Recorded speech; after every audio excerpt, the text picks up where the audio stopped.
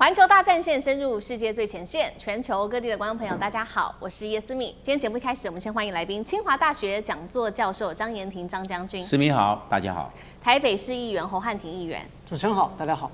陆军退役少将厉正杰将军。思敏好，各位观众大家好。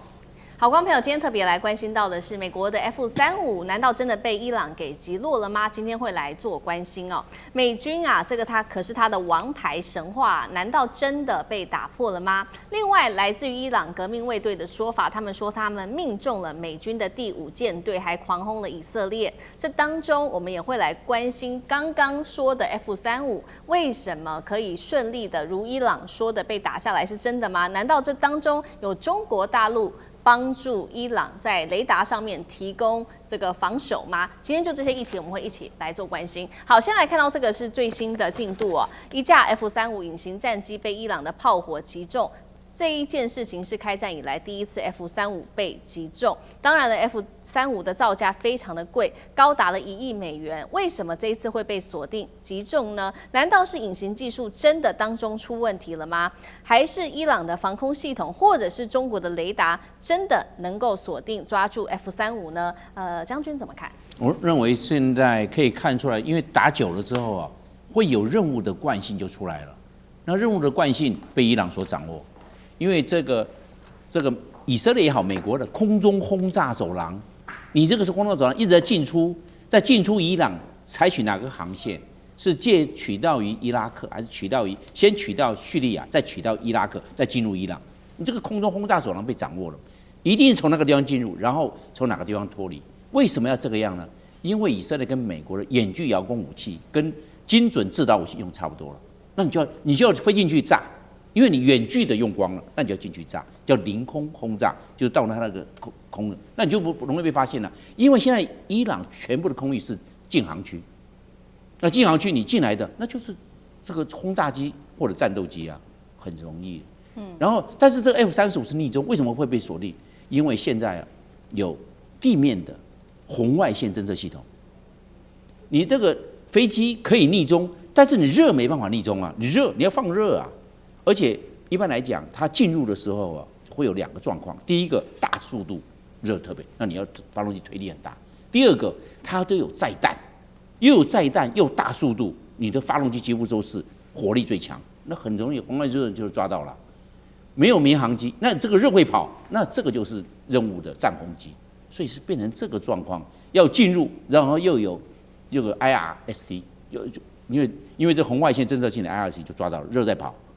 那就是这个就是我们讲到的这任务机，那要对它实施锁定，使它实施攻击。第二个呢，那现在呢这些任务的惯性，空中轰炸走廊，还有空中加油走廊，慢慢经过大数据跟这个资料库之后，都被伊朗掌握了。那不是光伊朗，其他的国家有没有情报交换？伊朗绝对有情报交换机制，跟哪些国家我不知道，但是会跟很多国家交换机制。那提供给他，一提供给他的时候。知道了，有飞机出来了，人造卫星可以看得出来。现在人造卫星可以掌握出来，飞机起飞的那个机场，起飞的几架 F-35，起飞的几架 F-16，或者起飞的几架的这个 F-15都有可能。那这样一掌握着，马上通报。这是起飞的，你在那个军用机上一看起飞的，这么外形一看得好清楚，挂弹了，一共起来了总共4架，另外又起来4架是掩护的，上面挂的是空 U 的外形，另外4架是对地的外形，你看那飞弹就知道了嘛，你就挂在外面嘛，就被掌握。这一通报之后，伊朗就收到了。所以因为你起飞人家一定看得到，那外形人家看得到，就知道这时候起飞一算，大概经过1个多小时就要到达伊朗上空了。那这个先等到就对了。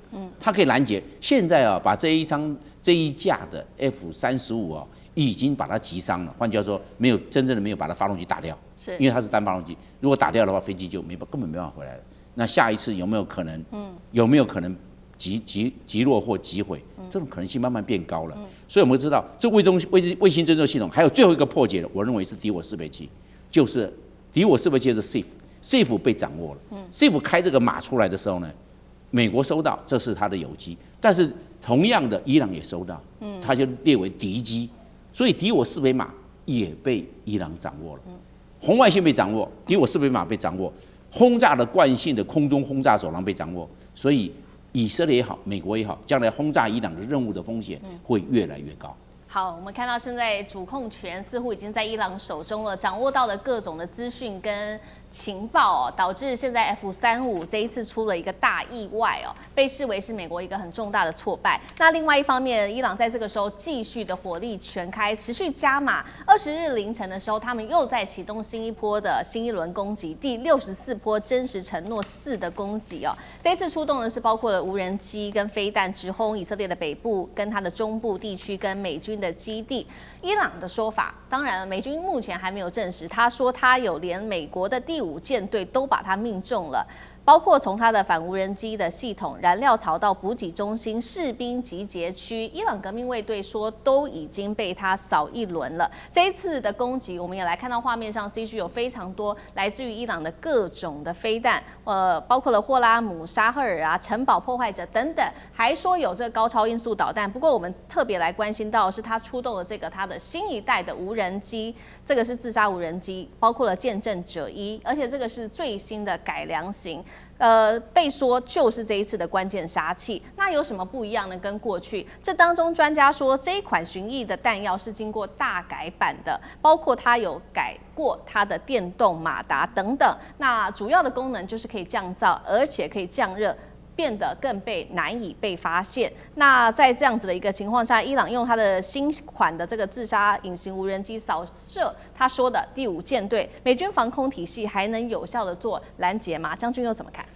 美军的第5舰队位置在巴林哈，其实，在波斯湾的中间，当初美军会选在这个地方，波斯湾中间当做他第5舰队指挥部的位置，他就想说，我站在这个地方，大概整个产油国家、整个波湾都在他掌控范围之内。但是没想到这次的战争反而凸显出来哈，它变成在这个伊朗的这种射程的范围之内哈，因为巴林距离这个伊朗距离大概200多公里啊，隔个一个波斯湾。那大概伊朗现在包括它的无人机哈，这个更不要说是导弹了，甚至于连无人机都在它的射程范围之内。那现在我们很明显的，我认为说，从去年的伊朗跟以色列的12日战争里面，然后结束之后这段时间，其实伊朗累积了很多这个导弹的作战的一个经验。然后这段时间，伊朗革命卫队也不断的在研发它的新款的战术跟战法。我大概认为伊朗这段时间它有几个跟去年比较起来有几点精进的地方。第一个它的这种找到破解的方式，其实这个导弹攻击当然你可以用爱国者3或者是萨德系统来做拦截，但是所有拦截方式有可能这个有时差或者位置设计上面，伊朗可能找到这种破解的方法譬如说去年这个2003年那次波湾战争，这个飞毛腿飞弹就击中这个美军的一个营区那代表说是后来他们发现说是因为这个拦截导弹计算的时间错误，其实这有很多的科技元素在里面。那伊朗是不是从中找到破解方法？第二个，我认为伊朗在这段时间他了解到他用饱和攻击，我们不管是看它导弹的数量或者是无人机的数量，它采取的是饱和攻击的方式第三个，我认为这是很明显的，我们看到伊朗有很多新款的导弹出来包括到我们刚刚讲霍拉姆沙赫尔这款的导弹它用这个极速弹的方式，还有尼斯导弹它不管速度，这个终端速度可以到14马赫甚至于说号称是跳舞的这种导弹，也就是它利用横向的喷嘴可以做这个左右的偏移那你形成它更大的拦截。但是对于无人机的部分我认为美军很明显的是轻敌了这几次美军出现的错误，我认为是轻敌所造成的。第一个，我们看到第一波阵亡的美军官兵6个人，他们是被无人机打中他们这个基地里面阵亡的。那整个过程之中，为什么你美军在这么重要一个基地都已经开战了，那你居然没有这个派出对空监视哨？其实要打这种无人机，我觉得就军事上的战术层级来讲的话，并不是很难，因为它时速这个见证者136，它时速只有100多公里。你不要说是用导弹了，你其实用这个快炮或者是防空武器都可以将之击落那甚至于50机枪，4管50机枪，你都可以将它打下来。所以我认为第一个是美军这个没有派出相关的警戒的措施哈。那第二个，我认为美军从一件事情也看出来，他们过于疲累哈。这个他可能没想到伊朗反击的力道这么大。然后譬如说我们这次看到美军的 KC-135这2架空中加油机撞在一起，就很明显的看出来，这两架飞机的飞行员可能长期在这边对战机实施空中加油，过于疲累，所以造成2架飞机撞在一起。第三个，我认为美军的官兵来讲，有厌战的心态已经出现了。这从什么看得出来？我认为从福特号的这种所谓洗衣房失火，结果这个火居然烧了30天，没办法把它灭掉哈。以这个美军这个福特号这么先进的一艘这个战舰居然灭火要灭了30天，这个是不是官兵训练不足？甚至于我们怀疑是不是有人纵火哈等等因素。所以我觉得任何作战最重要的军事来讲，最重要一个因素还是在人了哈。当这个美军的官兵产生了轻敌的心态或者是厌战的心态，我觉得代表美军就算是你有再好的战略跟指挥，你都不见得在这场战争里面你可以讨到任何一点便宜。好，那我们看到美军的军官现在在整场战争，除了厌战、内部管理出现问题之外，还要持续的面对来自于伊朗非常强烈的攻势。那川普不是一直说呢这一场战争很快就要停下来了，但是现在好像又没有办法真的看到这样子的迹象，因为来自于路透社最新报道说，难道接下来美国是真的会派地面部队吗？因为路透最新爆料，美伊战争进入新阶段，川普正在考虑派地面部队进驻到伊朗，而且不是只有报道这样子讲，从很多的迹象现在看起来似乎也有这样子的一个可能性，包括了五角大厦正在准备追加2000亿美元的战争费，国防部长说的，他说要消灭坏人需要钱。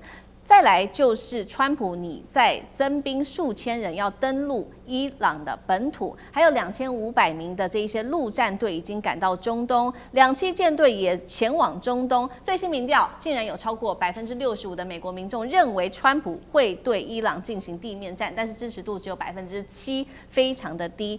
现在问题来了，如果真的要打所谓的地面战，美国有办法打吗？汉庭怎么看？这个面对伊朗164万平方公里的山地纵横，还有将近500公尺以下的地下的长城，那当然还有100万的兵力动员。如果美国真的要这么干，那到底会不会重蹈在伊拉克、阿富汗等的覆辙？其实是非常耐人寻味。好，那国防部长呢讲说，战争就是要钱嘛，听起来豪气干云，实际上也是对财政充满了绝望，而且也可以看得出来美国当前兵力的局限。首先是财政的黑洞，每天就是10亿到20亿美元的消耗，目前短短3周已经花了120亿美元了，现在还要再加个2000亿，所以就一开始的这种所谓手术刀式的空袭没有任何的效果。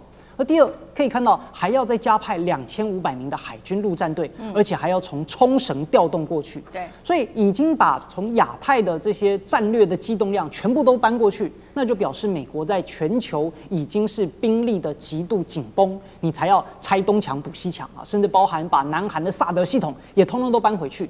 那但是民意支持吗？竟然只有7% 继续支持。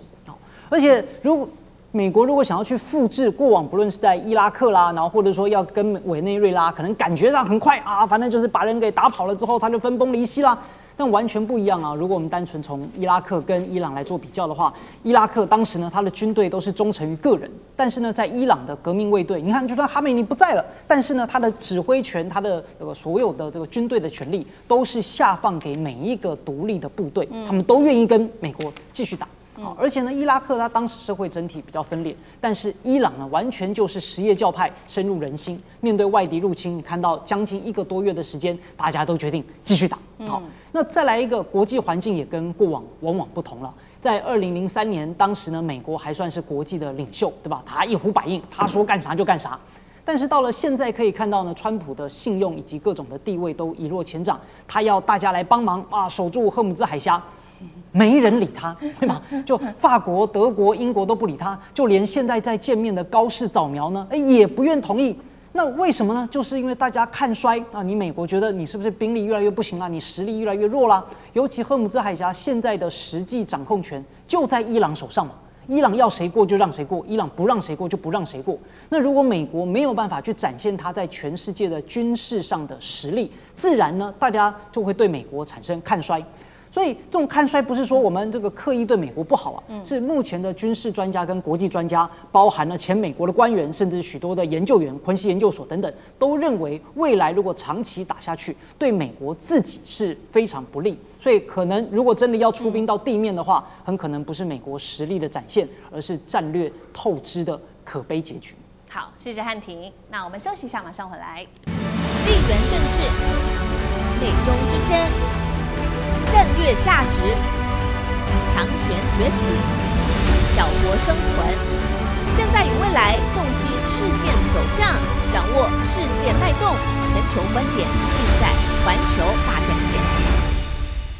好，接下来我们要持续的关心到的是美以伊的战争会停火吗？看起来是没有办法了。纳坦雅胡他去炸了伊朗的最大油田，但是他后来又承诺不会炸了。发动战争的原因现在正式的曝光，是不是美以在这一场战争当中可以联手赚大钱，所以要打这一场仗呢？我们今天一起来做关心。好，3个火线话题，今天请来宾帮我们特别做解答。第一个，纳坦雅胡一向是强硬，为什么这时候突然间决定停手，不再轰伊朗的最大能源设施了？那为什么川普又要拖住这个纳坦雅胡，要他不要再打了呢？美以现在在战略的策略上面有没有出现一些裂痕呢？这个是第一个问题。接下来第二个我们会关心纳坦雅胡他最新提出来的，接下来他要铺设中东的能源管道，而且这个管道是直达以色列的港口的，是代表这个是以色列真正的野心吗？他其实就是希望控制整个中东的能源命脉，掌控全球能源吗？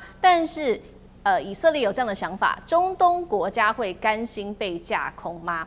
第3个问题，今天来关心的是伊朗它攻击卡达的能源设施，全球天然气价格也因此暴涨。美国却因为填补缺口在石油上面、能源上面的缺口，我们可以看到他们厂商反而是股价狂飙啊！这场战争难道又是一个赤裸裸的以美国利益为操作的战争吗？今天就这些议题，我们会一起来做关心。好，这一场意外是发生在18号当天，怎么回事呢？以色列当时他悍然的出手，直接轰炸的就是伊朗它最重要的能源设施。等一下我们会一起来关注到，同时也是全球最大的天然气田，这个是南帕尔斯火光四射结果伊朗就进行了报复。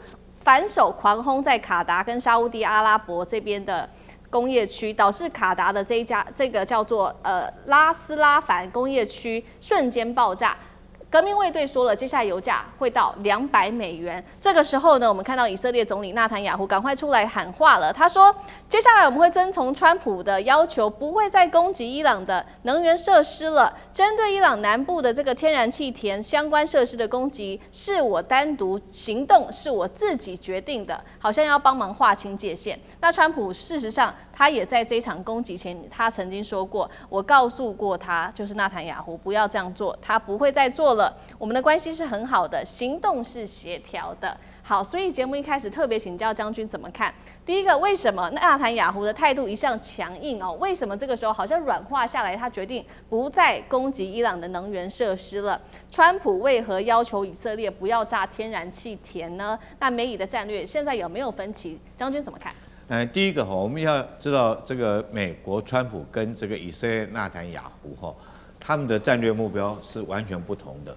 因为纳坦雅胡他的主要战略目标就是要断掉伊朗的这种作战的这种潜力我将你油田炸掉，将你的能源设施摧毁之后，那你的油卖不出去，你就没有钱，没有钱你就没办法这个制造你的导弹就没办法对我以色列攻击，我以色列就可以确保我的安全。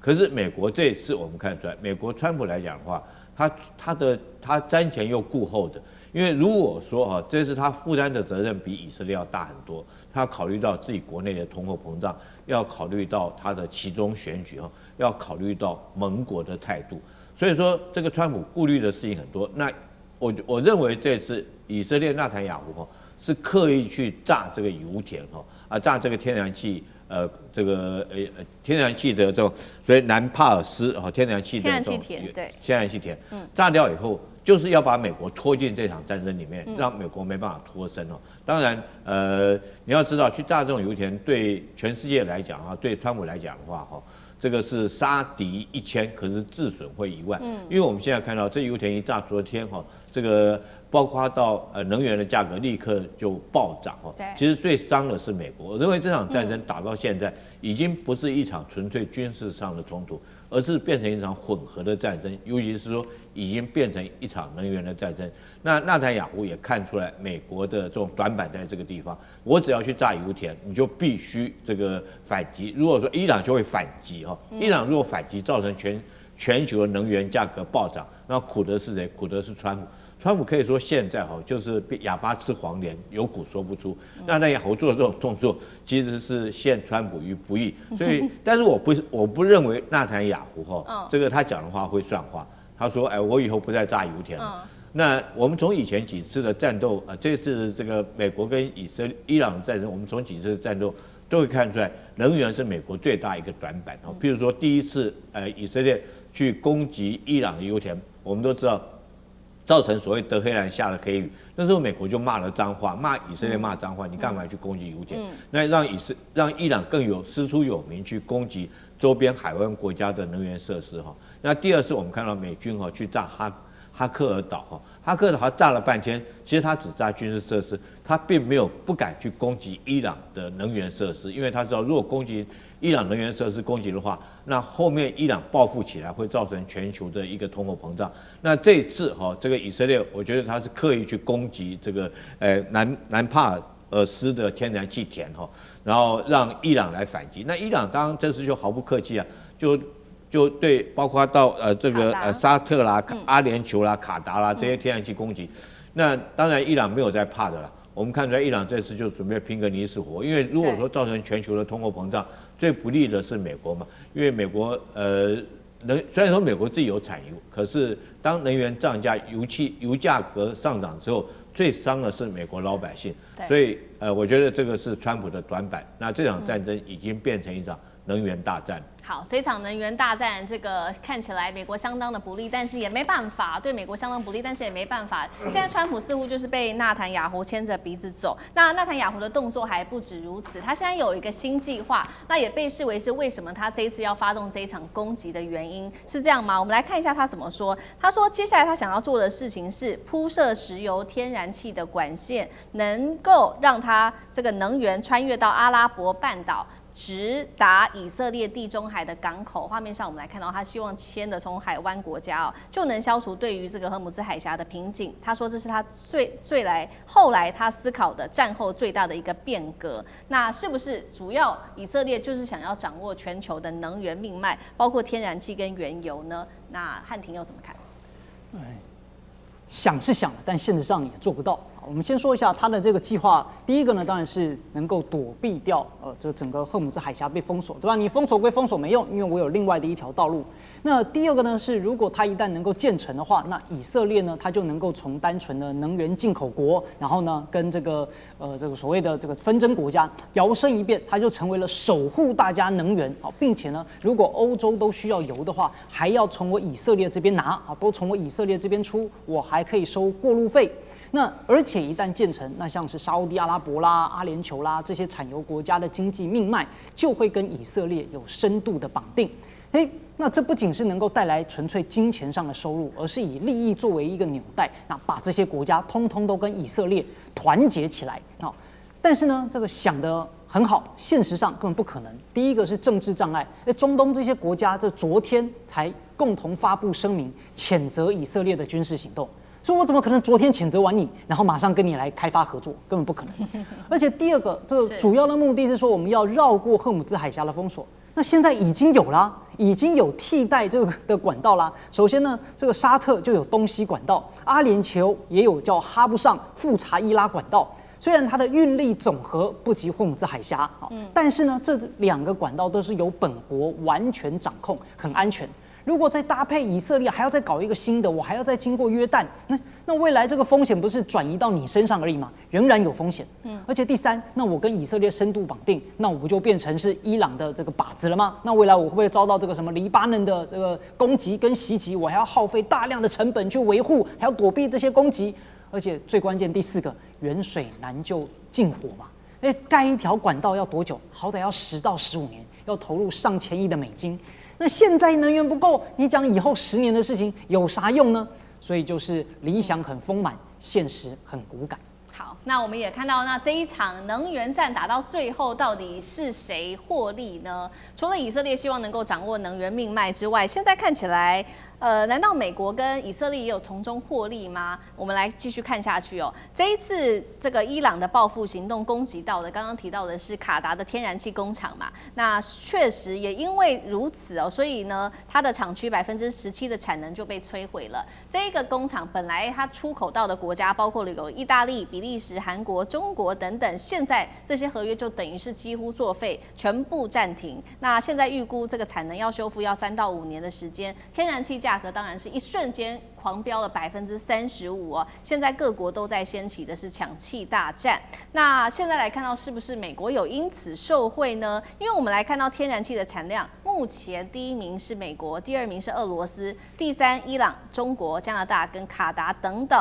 我们看到美国的天然气的公司的股价更是在这个股价方面也表现出来是狂飙升的，所以看起来，难道这个天然气的波动是在美国这当中有因此受惠吗？将军怎么看？我认为它是有受惠，因为天然气价格如果因为战争的关系而减产，那美国是第1大天然气的生产国，它大概每一年大概将近1兆，就是1万亿立方公尺，当然它就把它液化，你要运出去不能只是气嘛，你把它液化。我们家里面的桶中瓦斯都是液化天然气，都液化是这样。那美国世界上储量最多，然后现在产量最大，那当然赚了钱。但是问题是因为伊朗战争呢，所以它是赚小赔大。天然气你赚了，但是战争的那费用，你看刚刚看到要加2000亿耶，目前的已经打了3个礼拜。已经花了200亿美金呢，你天然气能够赚多少？赚不到多少，但是你赚小赔大。所以当初我认为他这个美国战争有失算，造成战争危。为什么？伊朗的对等报复发挥的功能。那个以色列只要炸伊朗的油田，他也炸油田；以色列只要炸他的炼油厂，那伊朗也炸炼油厂。哇，那这样子，那大家现在川普讲，别再炸了，你再炸的话，我们现在的产能都不够，全世界都会造成能源荒。是这个样啊，所以伊朗的对等的报复产生了效果，所以这个川普有约束纳坦雅胡不要再炸了，是这个意思哦，因为会造成全世界的恐慌，不是只是美国跟以色列的问题，所以这个战争呢已经外溢到人员的问题去了。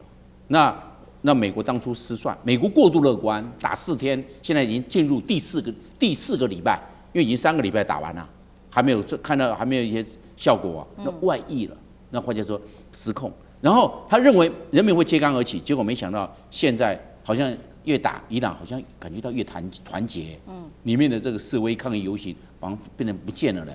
那换句话说，可能伊朗内部的内聚力产生了，那会造成美国跟以色列这方面压力会变大，是不是这样子？然后另外一个战损也变多了，以色列跟美国的战损变多，战损变多压力就更大。所以你因为战损多，美国没有第一级奏效，而造成美国国内这个人民支持这个美军对伊朗动武，整个是贴在谷底，根本没人要支持，没人要打仗，好像这个稳赔不赚。你赚天然气算什么？那小小的但是你丢掉是整个大的。所以一直来看的话，就是最重要症结在什么地方？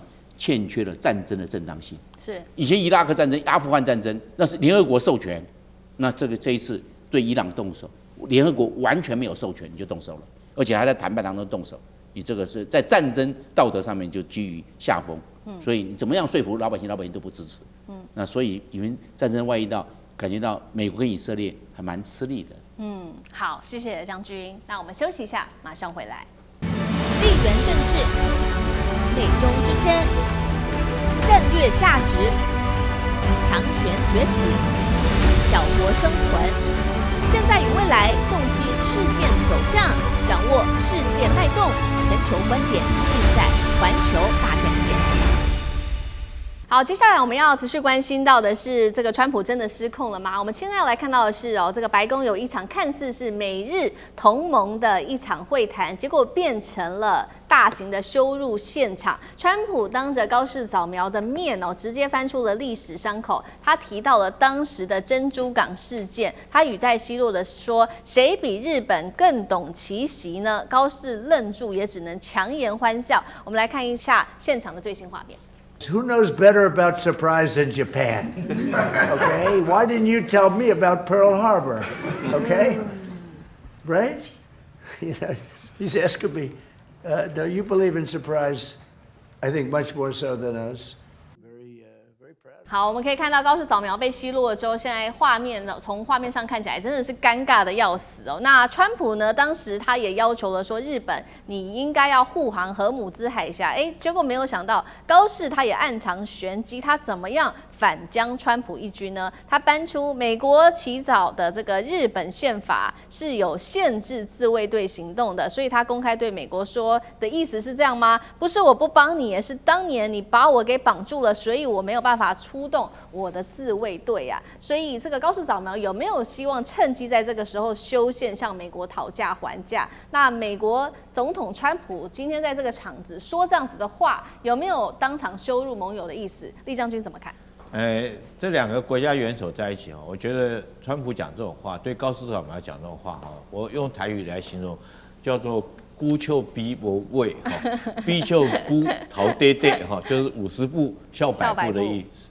那之前这个美国这个现在川普来讲，在讥笑说日本当年用偷袭的方式打我美国可是你川普现在不就这次也不宣而战，对人家伊朗发动攻击，尤其是这次，这个伊朗本来一直认为在2月26号的时候，这跟伊朗这边谈判还有一些进展大家双方有机会达成一个共识可以签下一个和平的协约，就没想到这个美国居然用偷袭的方式，其实就军队来讲的话也是不讲武德，因为你没有经过宣战，不符合战争法，也不符合国际的规则当然那时候日本偷袭珍珠港造成美军来讲的话有2400人的阵亡这个美国将当天定为国耻日是非常羞辱的一天。当然之后也因此而展开所谓的太平洋战争那最后当然是美国能够战胜日本。那时候麦克阿瑟到了日本之后，草拟了日本现在的所谓和平宪法。所以日本现在的和平宪法限制他自卫队，限制日本的军队不可以到国外去作战，是那时候麦克阿瑟这个帮他拟定的。那现在你川普居然叫人家高市早苗要出兵到荷姆兹海峡去护航，那这个我觉得高市早苗这时候也很尴尬，历史都是很吊诡的高市早苗讲这种话，所以我当初就是被你阉割的那你现在你叫我怎么去帮你打仗呢？我就手脚被你绑住，我没办法帮你打仗但是很明显的，以高市早苗他一直想要，我们之前讨论过很多次了，日本一直尤其是高市早苗，他右派的思想极想恢复所谓的军国主义，那也想修改所谓的和平宪法这个在这种状况下，那会不会利用这次的机会跟美国要求这个放宽他的自卫队的能力，让他有机会能够修改他宪法那恢复所谓他自己所称的一个正常国家，让他军队可以参加海外的活动。我觉得这方面来讲的话大概日本是打这种算盘，但是美国会不会同意？我觉得以川普来讲，他有机会会同意，因为现在我们很明显看出来，川普这场仗他已经证明一件事情，他不能够同时应付全世界的两场战役，他光打个伊朗都已经是这个兵力相形见绌这个兵力不够支配跟运用。那如果说在亚洲这边，他当然是希望日本承担起这个责任。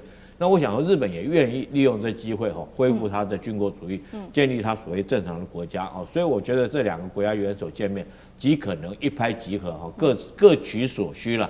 那美国将这个太平洋亚洲地区的防务责任交给日本，那日本也借这个机会来这个取消他的和平宪法的限制，让他可以恢复所谓的军国主义，建立一个他自己所称的一个正常的一个国家。好，现在面对这一场美伊战争，其实川普的压力很大哦。他寻求许多的盟友来帮忙护航荷姆兹海峡，那大家都说不，只有一个日本现在是不是有考虑要来协助突破宪法来协助美国呢？那另外一方面，川普的压力除了来自于国际之外，还有来自于因为这场战争导致国内的经济现在几乎已经快要失控了。我们来看到几个重要的指标哦，就是川普引以为傲的这个美股道琼下跌幅度超过200点，那标普纳指全部收黑，原油当然呢，它的期货也有受到很大的影响，盘中突破每桶$100。联准会主席鲍尔已经警告了，油价上涨接下来会持续的推升通膨。财长说了，可能接下来会宣布要松绑伊朗的石油制裁，来缓解目前油价太高的这个危机。美国的国债最可怕的事情是一直狂飙，到现在国债正式突破了39兆美元。7个月前要知道，当时还是37兆哦，那现在已经到39兆了。那预估到秋天可能会高达40兆美元，战争烧掉的成本也非常的高。汉庭怎么看？川普还打得下去吗？炮火一响，黄金万两；美债一涨，霸权虚晃。所以古往今来，任何霸权的更迭呢，不是死于外敌的入侵，就是死于自身战略的扩张跟财政实力的严重脱节。所以美军呢现在这样子大搞，但实际上啊，目前第一个能源失控，油价飙涨。而第二个就会导致通货膨胀死灰复燃，甚至呢本来的这个所谓降息也要被取消，所以这对于要连任的川普绝对是巨大的打击。而第三，也就是当前的财政黑洞，目前的美债已经高达将近40兆的美元。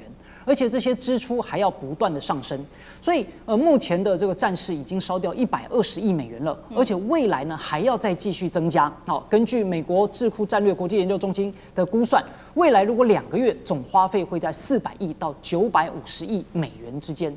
但这个只是看得到的哦，另外更可怕的是信用溢价的丧失。什么意思？就全球的投资者看到美国为了要打一场排名16的国家，然后呢你也打不下去啊，然后你还疯狂印钞，甚至还要向盟友抽血的时候，那么谁还愿意继续持有这个债权呢？所以桥水基金的创办人达里欧他就讲说，如果美国继续这个打得不咋地，那未来很可能美元就会持续走跌，也没有人愿意去购买美债。而如果美国想要继续大家来购买美债，那怎么办呢？那就增加利息，增加利息，哇，那美国又继续还不完，所以它的发债难度跟还债的难度都会不断的增加，形成了恶性循环。那怎么办？又继续发钞票，这对美国的财政都是雪上加霜。所以，这个当它的地缘政治以及地缘的信誉破产，就是大家之所以要用你美元，就是看你美国有军事实力，就看你美国有偿还能力。那如果在伊朗的这一战，美国都没有办法好好的发挥跟展现出来，那大家当然就抛售美元啦，不会再购买美债啦，大家就看衰你美国啦。那长期以来，这对美国的打击才是大的。所以在短期来看，川普为了要应付他的期中选举，一定呢会干嘛？哎呀，这个我们他会草草结束啊，我们胜利了啊，对吧？然后呢就下台了。所以呢，国内的政治压力以及金融压力都会让川普啊一定要在可能的最快的时间来有一个战术的胜利，或者是战术的收缩来作为结尾。好，这是川普来自于经济上的压力。不过呢，人在衰的时候，是不是连自己人也都不挺自己人？因为我们今天要来看到，其实有3个人这个时候也突然间站出来说，其实美国你从一开始就不应该打这一场不必要的战争。我们来看到哪3位？第一个是阿曼的外长，他直接开炮，就直接说了，攻打伊朗是美国最大的误判，美国已经失去对外交政策的掌控，而且我们波湾国家原本啊是享有和平繁荣的，现在却受到威胁了，全是因为你川普的原因。第2个人是美国自己的情报总监，他说呢，伊朗根本没有急迫的核威胁啊，这个核威胁至少需要10年才能研发打到美国的武器。第3位是最近我们在讨论的刚辞职的这位反恐中心主任肯特，他爆料，他说呢，哈米尼是一个保守温和派，他说他一直在缓和所谓的核计划，是美国自己再去想有威胁。这3个人的言论，张将军怎么看？难道美国是被以色列操控吗？我认为他是被以色列控制了，被以色列错误的这个把他带偏了。那个结果美国被以色列牵着鼻子走，这是让美国犯下了重大的战略错误。因为以色列要利用美国3件事情，刚好美国上当。第一个，以色列要利用美国在国际的影响力，全世界这个国际影响力最大的首屈美国。这个以色列这个对伊朗的军事行动，如果没有美国背书，那以色列是面对非常大的国际压力。穆斯林国家，穆斯林人口有18亿人口，跟穆斯林国家相关的将近有50个穆斯林的国家是有穆斯林的。那你这样子是不是把美国拉进来？国际的压力由美国去面对，由美国去挡，是不是这样？还有美国可以纠团，美国是北大西洋公约组织的会员国，而且是战力最强大，那美国纠团嘛？结果当然美国纠团后来，德国也拒绝，意大利也拒绝，西班牙也拒绝，澳大利亚也拒绝，那是后来的事情。所以以色列把美国抓进脱水，是第一个，就是有国际的影响力让美国来背书；第二个是美国的军火优势，美国在中东的驻军现在就有5万多人，那还不包括后来调动的征兵的，这个增加军事上的部署。那这样的话，美国在巴林、卡达、伊拉克、科威特、阿曼，还有阿联酋、沙特阿拉伯、约旦都有驻军，还包括叙利亚，刚好是不是？我刚好用你美国现在的驻军5万多人，现在可产生战力啦。那美国的火力也优势啊，美国不只是 F-35、F-22也进驻了，空中加油机也进驻了，甚至包括了 F-18，还有包括了我们所说到的那个美国的 F-16都进驻，包含美国的 F-18。是。那这样的话，是不是你这时候就为以色列去消灭伊朗的核武设施，就被牵住了嘛？第三个，全世界最大的航母的国家是美国，美国有航母优势，因为要知道要形成一个战略犄角，以色列去对这个伊朗实施轰炸的时候，但是以色列的南边怎么办？那有美国的航母，林肯号航母也好，或者这个福特号航母也好，做战略牵制，这样的话，这个伊朗的这个南部的部队不可能调兵北上。因为被美国的航母所牵制住了，一定要形成一个战略犄角。所以我们可以从《孙子兵法》来看呢，上兵法谋，其次法交，其次法兵。你看看，你要先以极限施压来逼伊朗来谈判解决问题，结果没有了，要打起来。上兵法谋，其次法交，其实才是用兵呢，就走到第3步。所以按照那美国上当了，被以色列牵着鼻子走。现在骑虎难下。你能不能这个连洗一半呢？能不能说不要了？不行了。所以你看，美国在这一方面，我认为这个没有办法。本来说要打4天的，我看呢，不是打4天，打到4月份可能还要再继续打下去。是，好，谢谢将军。那我们休息一下，马上回来。地缘政治、美中之争、战略价值、强权崛起、小国生存。现在与未来，洞悉事件走向，掌握世界脉动，全球观点尽在环球大战线。好，接下来关心10艘的05万吨大驱现在全面的成军。今天会来关心到的是，现在中国大陆解放军在第一岛链，它的战力是否全面改写呢？另外，我们来关心的是南昌舰1对2震慑外敌。今天就这些议题来一起做关心。好，赶快来看到现在海上霸权重新改写的原因，就是因为东莞号跟安庆舰呢，它已经正式的列装到东部战区了，也就是代表05大驱现役的数量正式的突破了10艘。我们要知道哦，其实在短短的6年就有10艘成军。当时从这个2020年首舰南昌舰开始算起的话，其实成军的速度是非常快的。05大驱的战力，带观众朋友也稍微来看，万吨级排水量，112个单元垂直发射系统，具备区域防空、反舰、反潜、对陆打击等等的能力哦。一艘05大驱就是一个海上的作战节点，被视为是航母编队的带刀侍卫。这么快，6年期间10艘，代表什么样子的一个动员能力？10艘大驱对于未来解放军整体的战力的提升有多大？将军怎么看？马汉美国的战略学者叫马汉他提的海权论，他特别讲了一个观念，就是哪个国家能够掌握到海权，他就拥有这个全世界的财富那我们看到从最早的时候是英国掌握了海权，它等于说建造一个所谓日不落国的一个帝国。然后2战之后是美国掌握全世界的海权它现在有11艘航母部署在全世界各个节点，所以变成美国是超级的一个大国。那中国在这方面当然也看到了，所以它积极的在发展它的海军的作战实力。那从最早的它所谓的沿海的海军，沿海海军就是说你的军舰只能在沿海走，不能在超过陆上掩护的作战距离。那到现在所谓的远洋海军就是深海海军。深海海军就是它有航母战斗群它整个航母战斗群开出去，它可以张开一张保护网，保护自己的舰队。那因为有海上海权，它就可以实施海上的运输这个海上这个海运的安全，它就可以维护到自己海运的安全确保到这个地方。所以海权对任何一个国家到现在看起来是非常重要的。那中国大陆来讲，它这个你看看055这个真的是超过我们预期的造舰速度从第一艘到南昌舰舷号1洞1，到现在第10艘舷号11洞东莞号跟安庆号正式入列，中间也不过就6年的时间，居然有10艘的055这种大型的驱逐舰可以入列服役。除此之外，大家不要疏忽了。中国大陆来讲，052D 这款的也是属于驱逐舰，也是战力很强的驱逐舰，它总共也有36艘另外还有3艘的航母，这个也已经入列服役了。之后可能第10艘航母也即将有可能在短期之内就会成军。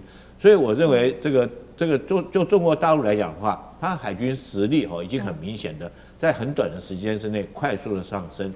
那反观美国来讲，这时候它海军显现出来，它这个力有未逮包括到我们这次看到福特号它的失火，还有它的兵力航母调配的不足，甚至于传言中它已经退役的尼米兹号，因为这次的中东战争都要重新再回来服役。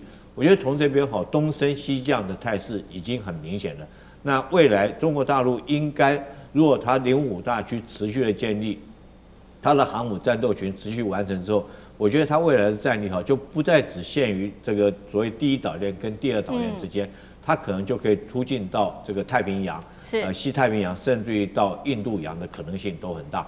那时候很快的，我相信中国大陆在短期之内就可以看得到他们所谓建立他们海权的国家，可能继美国之后，世界崛起新的海权国家。好，海权霸权，中国大陆正在崛起当中那我们也稍微看一下现在整个中国大陆解放军它的这个万吨大区，它所放置的位置、部署的位置，在北部跟南部现在呢是各有4艘，所以这样加起来是2艘嘛。那再加上刚刚我们讲的那2艘的话，就是东莞舰跟安庆舰加起来总共是10艘，等于说第一岛链现在全部都已经排好阵仗了，那可以来做完整的风控，就是它北部有这个朝鲜跟黄海，中部有台海跟东海，南部则是有南海，可以做到完整的区域拒止。张将军怎么看他的战力？我认为现在在很积极的做这个万吨这个大区我认为他的考量，中国大陆考量是要让这万吨大区变成海上火力堡。为什么它112组垂发，上面可以挂到这个我们讲到的这个反舰巡弋飞弹，还有这种海上的我们的海红旗防空飞弹。那这样的话，变成海上火力堡，为了它的单元最多嘛，112个，然后旁边它不会单舰作战，旁边有飞弹护卫舰跟飞弹巡防舰排到，因为加强制空，还有加强水下作战，这样它就安全了。然后它变成这个海上的火力堡，112个组出去，你看看那个形成多大的这个火力。那为什么要这样做呢？我认为中国大陆的考量是考量到航空母舰在未来作战它的前瞻性，航空母舰在未来作战的这种战略价值慢慢降低了，是要大量的去做航空母舰，我认为会所惠不知，而且变成事倍功半。怎么说呢？因为航空母舰是吨重性，它出来的时候旁边飞弹巡洋舰、还有飞弹驱逐舰、还有飞弹护卫舰都要跟到，下面还要有一个这个核子动力的攻击潜舰在做水下扫荡。哇，吨重性太大了，每次出来的时候这个阵仗那么大，那这样子的话很容易形成战略打击目标。阵仗太大，吨重性太高，你所能够发挥的这种作战的战力就会相对的受到压缩。第二个，高价，你这航空母舰跟万吨大气比起来，航空母舰贵多啦。对，我们看美国一个福特号，美国一个布希号，就要130亿美元。哇，这个你看看那个价格多大，高价性。我们为什么要把这个所有的鸡蛋放在一个篮子里？我把它变成万吨大旗，可以做10艘万吨大旗，不是很棒吗？它是这样的，变成一个海上活力堡，又可以保持机动性，又可以保持活力的大旗，不是很棒吗？这是我们讲的，这是这个高价性。第三个，航母的风险越来越高，包含超音速导这个弹道飞弹打它。无人机群也可以打它，蜂群战术或者蚂蚁雄兵去打它。还有一个水下无人机、水下无人器，这去攻击它。所以现在航空母舰到处这个心惊胆跳啊，有的从太空过来的这弹道飞弹打它，对不对？我们讲东风24或东风26都可以打航母的，是不是？那现在无人机的大家是无人机的天下，这个蚂蚁雄兵就过来了。所以现在航空母舰呢，整个的战略价值慢慢降低。那要取而代之是什么？万吨大驱嘛，你要找一个海上活力堡就出来了嘛。这个换句话说，这个万吨大驱它以后变成海上作战集群。我不是一艘出去，我旁边带的2到4艘，这个一个集群就出去了。结果可能发挥的机动性，可能发挥的打击力道还不输航母。结果航母那么贵，那既然万吨大驱可以做取代，那干嘛不发展万吨大驱？机动性快，机动性高，随时可以出去应战。那这不是？那这样的话，为什么这种本小效高、事半功倍的这个万吨大驱不用呢？我认为他已经看到未来前瞻的海上作战的特性而做修调。好，所以10艘的万吨大驱也代表这个解放军看到这个未来新型战场的策略正在改变哦，改成这种比较具有机动性的这个万吨大驱来在战场。那现在我们还有另外一个画面，我们也想要了解一下，为什么在这个时候突然间释出，就是南昌舰了。这时候服役6周年，它现在官方释出的画面就是南昌舰以1敌2，逼退外敌。重点是为什么在这个时候公布？汉庭怎么看？在这个节点呢，公布以1敌2，就是要告诉世界，当某些强权正因为战略的误判，在中东失血的时候，西太平洋的海上长城仍然稳如泰山。那根据所公布出来的资料，是在远海遭遇了2艘外国的军舰船。那据目前的分析呢，可能是某国家的阿利伯克级的驱逐舰，还有附近的一些补给的舰队，那他们来跟踪啦，他们来骚扰啊。最后中国大陆的南昌舰，就透过不断的迂回，透过不断的这些运作，然后这个成功的逼退了对方。那在此时此刻，它的纰漏其实有几个原因。第一个呢，是在战略的期间，目前美军正从冲绳还有日本调离了大量的精锐前往伊朗的战场。所以亚太兵力呢出现了近10年以来的一种真空感，所以这个时候呢，南昌舰它的强悍表现是在警告一些如果有人想要投机的势力，对吧？就算美军主力东调，中国海军呢仍然是有很强大的优势。第二呢，这也是一种展开军事的透明度跟自信的提升嘛。过去强调韬光养晦，现在呢就是要威慑，而且还要宣传啊，告诉大家自己是有实力的，而且已经达到了随心所欲的地步。再来第三呢，总会有人觉得，你看大陆是纸老虎啊，你看这个美国可以两边都开战啊，对吧？那出来了一下，总是要能够证明中国大陆在近海第1跟第2岛链的时候，还是有非常强大降维打击的能力。而且呢，也是要做给国内的民众跟军队看的，干嘛呢？要传递，强军有我，战之能胜。在影片里面呢，有海军南昌舰的女兵，她就回忆当时的一个氛围。她说：“我要把好舵，要听清舵令，国家和人民需要我的时候到了，祖国利益高于一切，包括生命。”哇，这当然就是宣传满满的爱国感啊。那我们也要问，那不知道。